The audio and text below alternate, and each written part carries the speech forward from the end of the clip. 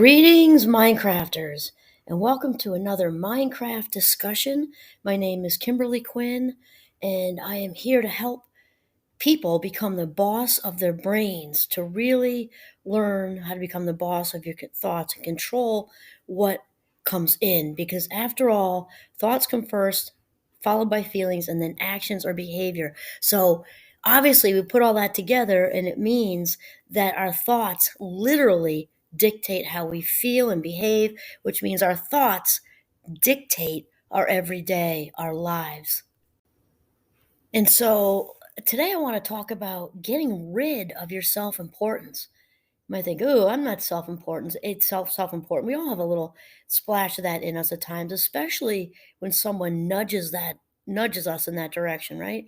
So last time in the last discussion, we were talking about our need to be right, and that can really be tough to fight that off. And we talked about Shenpa, which is, I believe it's Sanskrit, for that urge, that kind of volcanic eruption that comes up from our toes right up through our bodies like a thermometer in the July summer heat, just rising, rising, rising. We feel like we've got to react. We've got to react to what this person said, especially when they're legitimately wrong. You just read an article, hot off the press this morning, that's more updated than what they're saying, and you're right. So we're not saying that that person necessarily, um, that you're necessarily wrong. You could be totally right, but it's the whole thing where we need to be right. That's what we're talking about, and so that also feeds into the need for self importance. So obviously, what we're talking about when we're talking about getting rid of self importance, it's about to continue with the habit of being aware of and slaying the ego, because that's what that is.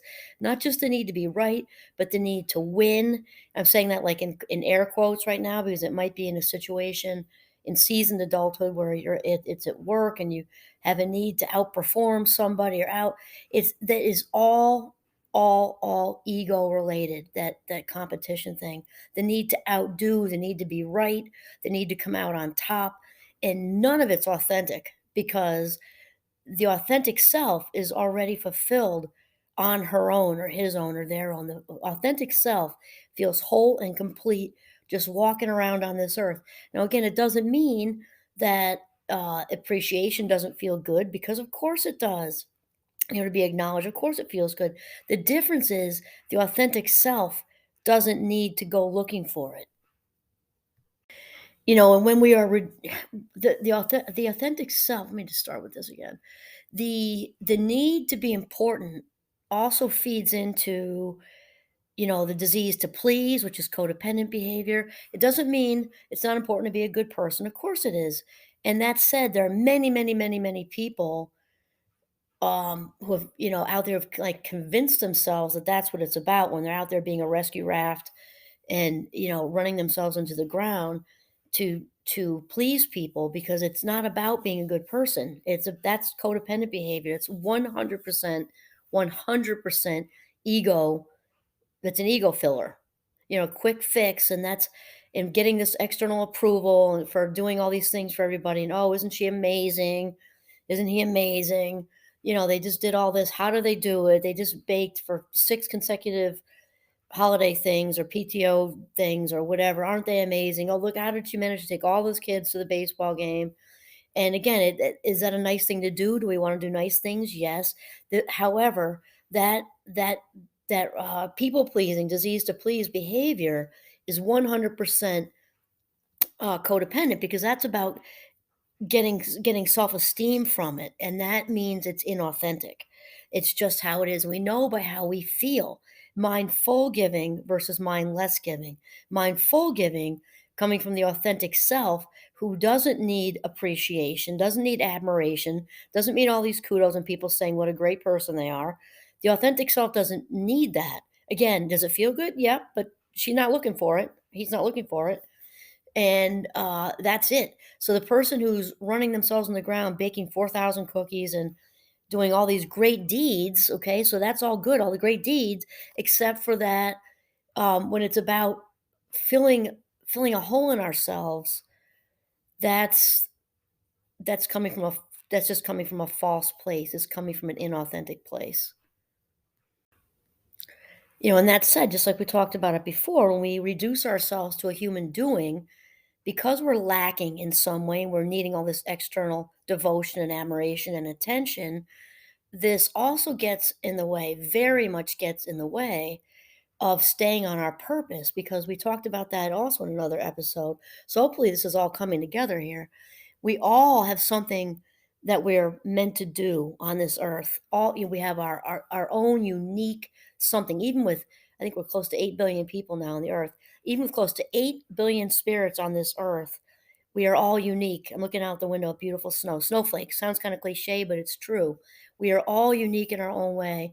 And we all have something that's meant just for us to do, to be our best Jonathan or our best Pedro or our best Melissa. We all have something we are meant to do. And when we get wrapped up and tempted by and seduced by the falsity of all the ego filling behavior, it gets us off track with what our authentic purpose really is.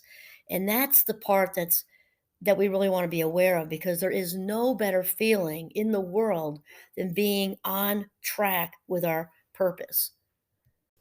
Especially I'm thinking right now, it's currently holiday time. There's lots of lots of materialism going on. That's not saying, well, that's bad or good or whatever. Just saying, we think about it, and actually Wayne Dyer talks about this. When we come into this world with nothing, obviously, and we leave with nothing, also obvious.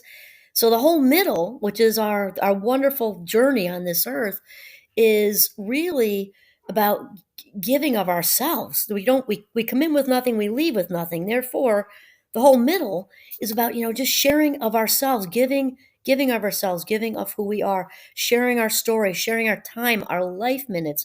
This is the best way, and this is part of what it means to be on our authentic path and our purpose, because there's something inherently unique for each of us to give to the world and to share with other people.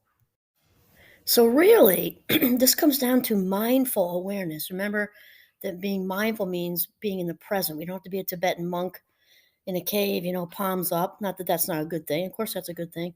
It means about just being in the present moment and being aware. So, when we're running ourselves ragged, doing this or that or the other thing, it's of utmost importance to question yourself in your head silently. No one else has to know unless you choose to share. Or maybe you're on the path, a similar path with a friend, and then it's a great thing to share because you can grow together.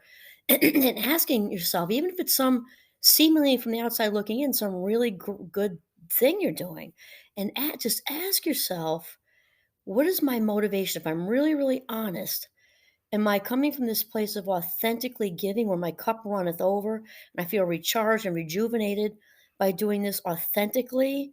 Or am I coming from a place of being self-important and getting my self-worth out of being a human doing and doing whatever, and then going to tell people I just did this and that and this and that and baked for this and donated that, because one is mindful giving and is authentic, and the other is 100% ego, even if it looks great on the outside. And it's just really, really important to get in sync, because the more we are tempted and seduced and cave into the ego, the more that really veers us off the path of authenticity.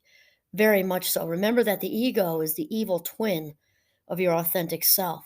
And we can give and do all these wonderful things, especially at the holiday season. But the other 11 months and a half months of the year too, we can do all these good things, and even in a better way when it's in sync with, when we're lined up with our personality and the source, the creator of all things, whatever you want to say. When we are really, really, really sticking with our purpose and staying with our purpose.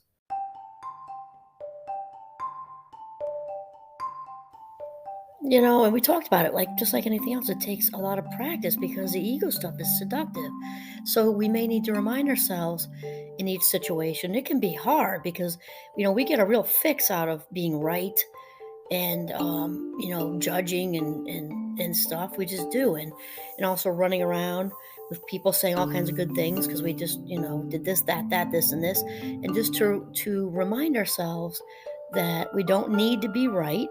Okay, that's falsity. It's just the ego. We don't need to come out on top. We don't need to outdo people. We don't need to run ourselves into the ground to prove to ourselves, mainly in the world, that we're a good person, that we are enough exactly as we are, and we can give authentically once we reside in that place of value and living our own truth. And that to try to steer ourselves back, bring the authentic self back into the driver's seat, and be that amazing human being rather than a self-important human doing. Excellent. This is Kimberly Quinn signing off from the beautiful northern Vermont. Have a mindful, very authentic day.